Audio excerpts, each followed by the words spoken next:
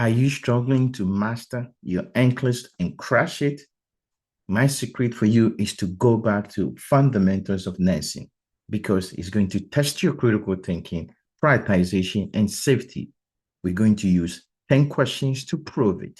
I'm going to use common sense critical thinking to show you how to master and crush your NCLEX. Buckle up and let's get to it. First question, what do you think? Stop the video at any point and try to answer the question and see the way I'm going to approach it.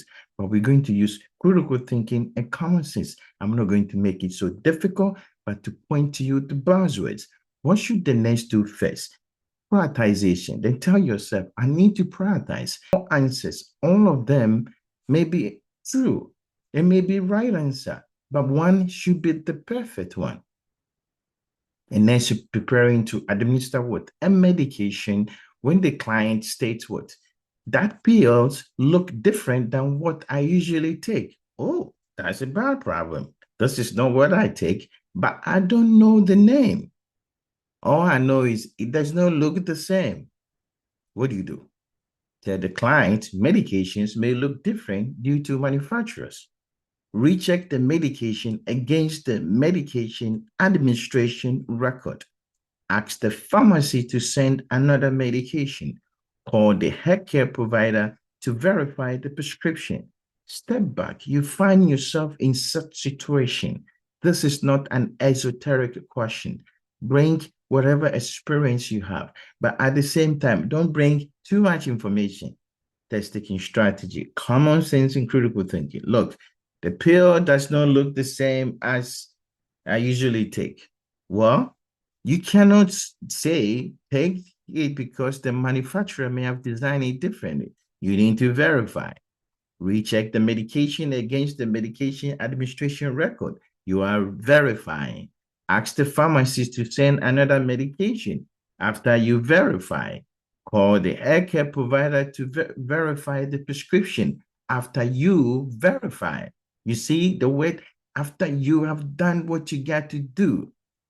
It's not a hard question. It's just a common sense. He said it does not look the same.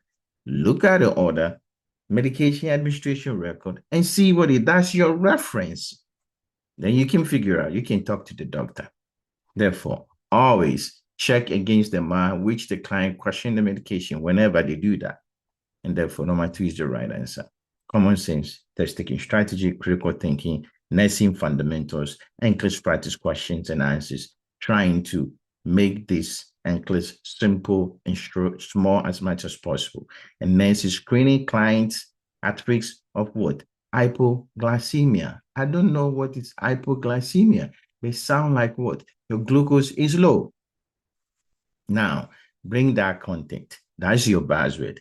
Which client is at highest risk of hypoglycemia? There is a buzzword there. Don't jump.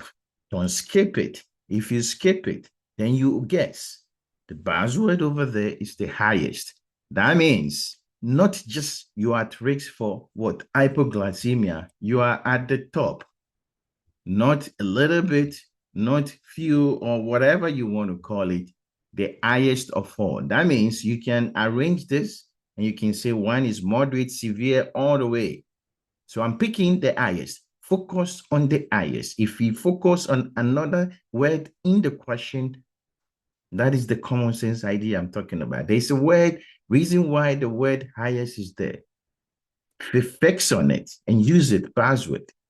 Type 1, what is the answer choice you've been given? A client receiving IV fluid containing D5W for what? 12 hours. Then I tell myself, what is the problem? Hypoglycemia? Your sugar should be low. If I'm giving you D5W, that is sugar water for 12 hours. Don't worry about it. A client with type 1 diabetes will take Lispro. He take what? Medication for diabetes. A client with type 2 diabetes who takes what? Metformin, another medication for diabetes. A client with type 1 diabetes who has what? Cushman respiration and fruity smell. I know he's not taking anything, but they've given me signs and symptoms. What is that? the content that you already know, you should see that, oh, type 1, cushion respiration and food smell, it sounds like DKA. DKA will never be hypoglycemic until you give them insulin. And therefore, it cannot be. Just because the words are big over there doesn't mean this is the right answer. These patients, at this moment, their sugar is high because they're not taking their insulin. So don't worry about it. Now you're left with this. This is where the critical thinking comes in. You got to bring your content. It's not going to be cheap. You got to bring something you know. There's a reason why I said this. It's a board exam. So now I got to bring my content. I have 2 and 3. I said, why? I have medication both for diabetes. Which one should be a problem? One is type 1, one is type 2. And therefore, you can tell yourself that type 1 diabetes, they need insulin. Type 2 doesn't need insulin all the time. Sometimes the major problem is what? Sensitivity. So insulin sensitivity, that should tell you that metformin is not a medication that can release insulin. It's not insulin. It's designed to improve sensitivity. Since it doesn't release insulin, it does not cause what? Hypoglycemia. That is the content. And therefore, you're left with the Lespro. I don't know what it is, but it sounds like if it's used for type 1 diabetes, it's pure insulin. It's more likely to cause hypoglycemia. This is the content. This is the critical thinking I'm trying to talk about, and some common sense when you are stuck trying to answer question. Rapid acting insulin causes hypoglycemia. I take the content you know, and I set it up in the question, trying to bring out that critical thinking, test-taking strategy to answer the question.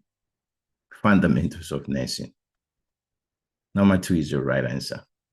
This is the same thing. You know this. I don't want you to run away, but I want you to stop the video, try to answer it. Then after that, look at the way I'm going to approach it. I'm going for the buzzword using test-taking strategy, critical thinking, and common sense. Which client is at highest risk for what?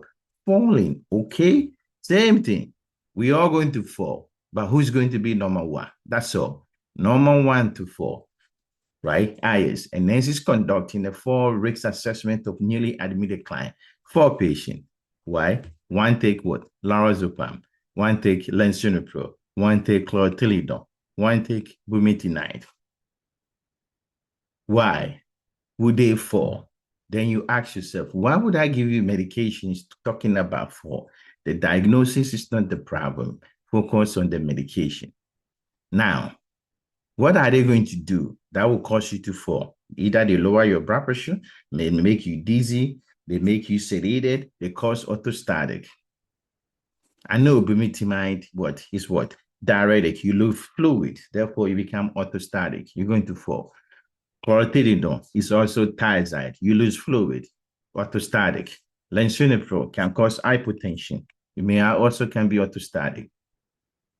Lorazepam, it's very sedative, right? It can make you dizzy. It can cause orthostatic. You see how many things you have?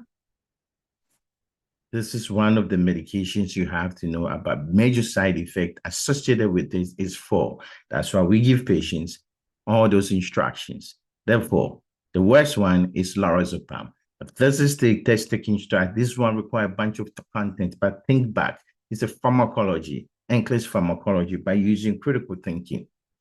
Medications that causes sedation, dizziness, and orthostatic hypotension are the highest risk. Benzos are the number 1.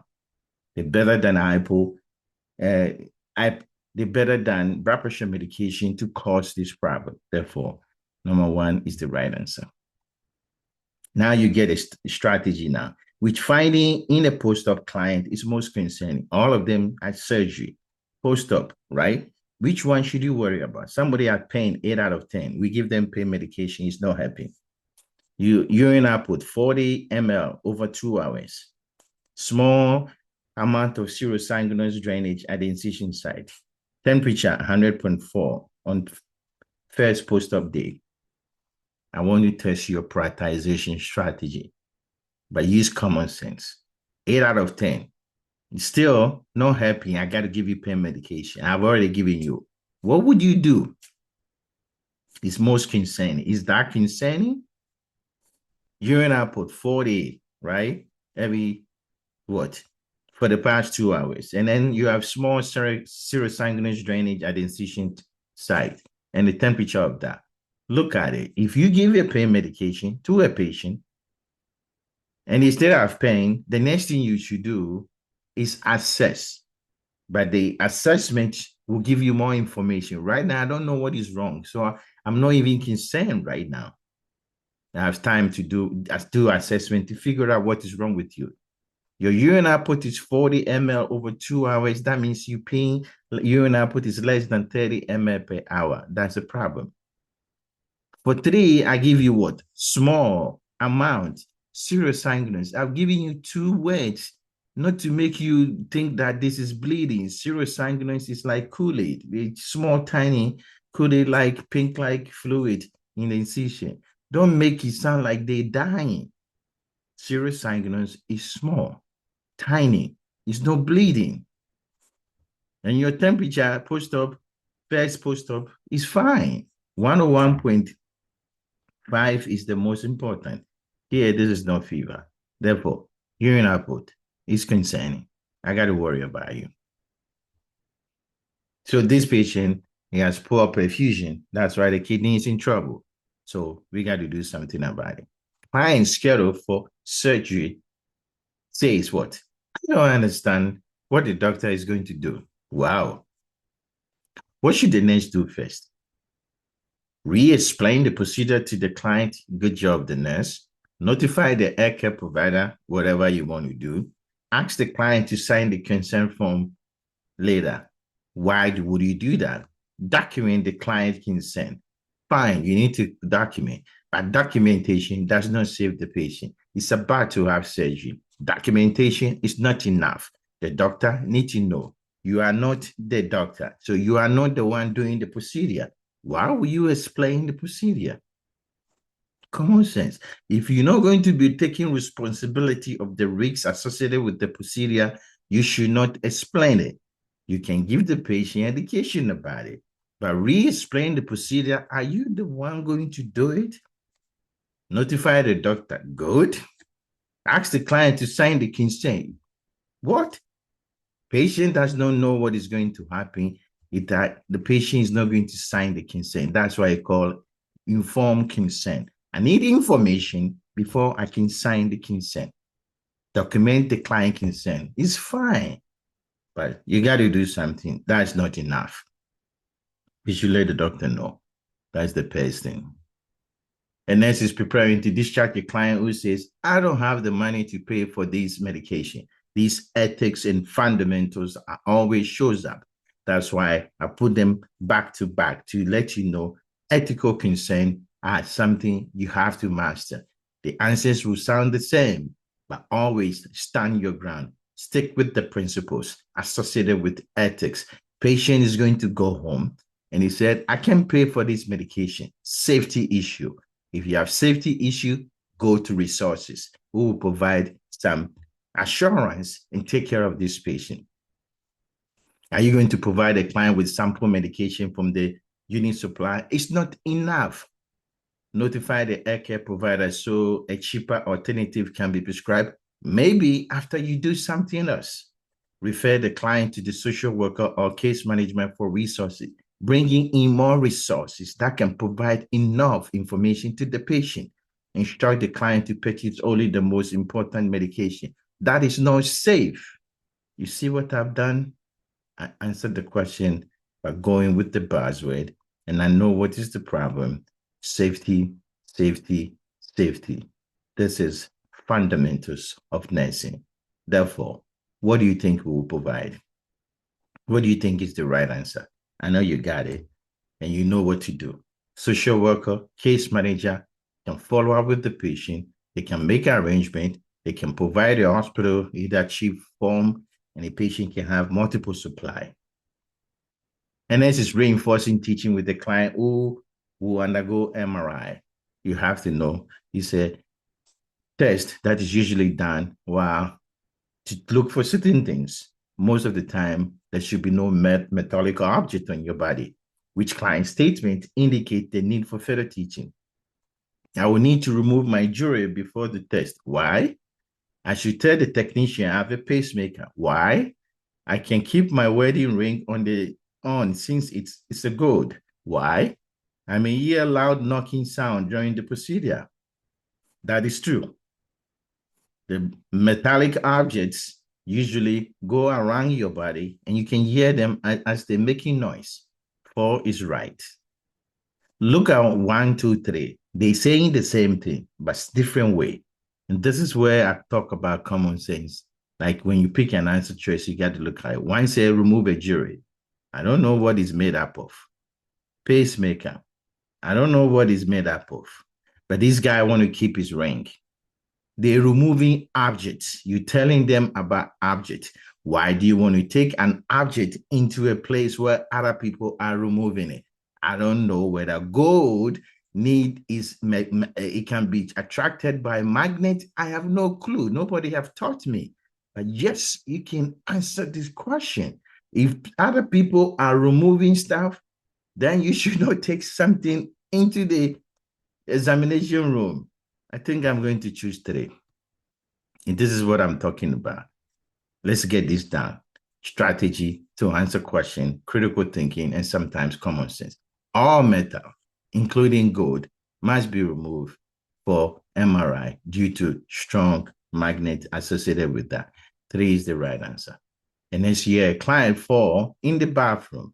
What is the next priority? Safety, safety, safety. That's why I say if you want to crash your ankles or if you want to master it, go to Nursing Fundamentals, Fundamentals of Nursing, NCLEX Fundamentals Review. And this is what it is, safety. I need to go figure out what is wrong with the patient. And when you get there, do you assist the client back to the bed? Do you check the client vitals? Do you complete incident report and notify the provider? Think about it. I know you get the answer. The answer is popping out like a candy. It's right there. If you use the breakdown I'm giving you. You call the doctor, what is he going to ask you? How does the patient look? Wrong answer. You should not pick it.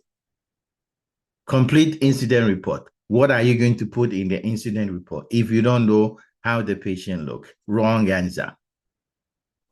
Check client vitals. When you're doing vitals, you're doing assessment. Assist the client back to bed. You don't know if the leg is broken until you assess them. Number 2 is the right answer. Always assess the patient in this situation. And then she's teaching the client with what? A fractured left leg, how to use crutches with 2-point gait. This is the content. It's a big content, but I'm going to show you how you can break it down easily. Which instruction should the nurse include? Somebody's leg is broken, is using 2-point gait stand, and you want to teach them how to use crutches. Then you tell yourself, usually, I know everybody who have crutches, there's one stand when you start that we all start with. If one leg is broken, that leg does not touch the ground, and that becomes 3-point stand. That is for every injured patient. 3-point stand when we don't want you to use that leg that is broken, right? Fine, so that's the first thing. And then look at number 1. 1 said, keep the elbow fully extended when using the crutches. How can you use your elbow all the way extended? You're going to fall 20 to 30 degrees, bend the elbow. Place full weight on the axilla when ambulating. You're going to have brachial plexus. Nerve injury. No, you should not do that. Not on your armpit, it's on your arm. 3 said, move the left leg and then right crutches forward together. Then the right leg and the left crutches. It looks like I'm walking.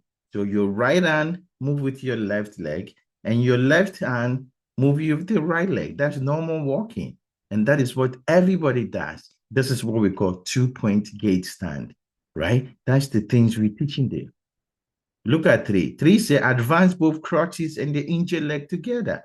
Then move the uninjured leg. That is the 3-point stand. Test taking strategy. Answer choice said, the question said 2-point gait. Which one would you pick? You see, NCLEX practice question using fundamentals of nursing strategy. This is a 2-point star. Number 3 is the right answer. And the last question is the same thing. A nurse is preparing to administer medication to NG tube. You want to give a medication to NG tube. Which action is most important? Flush the tube before and after? Mix all medication together to give at once? Position the client flat to prevent aspiration? Use cold water when flushing to reduce nausea. Cold water is never good to flush things when you go into the GI tract. It can cause parasympathetic nervous system. It can cause so many things. Warm is better. Who can be laid flat when you're going to feed them NG tube? Aspiration risks big. You see, they put prevent aspiration, but the first portion of the answer choice is wrong. If you don't read it carefully, there's a word flat there. If you focus on if you leave the flat alone, we are in trouble. This patient is going to aspirate. Therefore, even though it's a prevent aspiration, the position is bad. Not every medication can be compatible. So therefore, the word or basically defeats the purpose. There's always all or none is never a right answer. I don't know what one is saying, but I'm picking it because I have issues with all the 3 other answers. This is the way you answer questions. This is the way you approach fundamentals. This is the way you crash your NCLEX. I said, if you want, go back to fundamentals of nursing. You learn safety, you learn prioritization, and you'll be golden. Thank you for watching. If you like this video, click the like button and put the notes and let me know how you think so that we can grow this channel. And if you can subscribe to our channel for more content like that, or join our membership to help grow this channel. Thank you for very much. Good luck in your exams. Good luck in nursing school. And thank you for learning fundamentals of nursing. Bye-bye.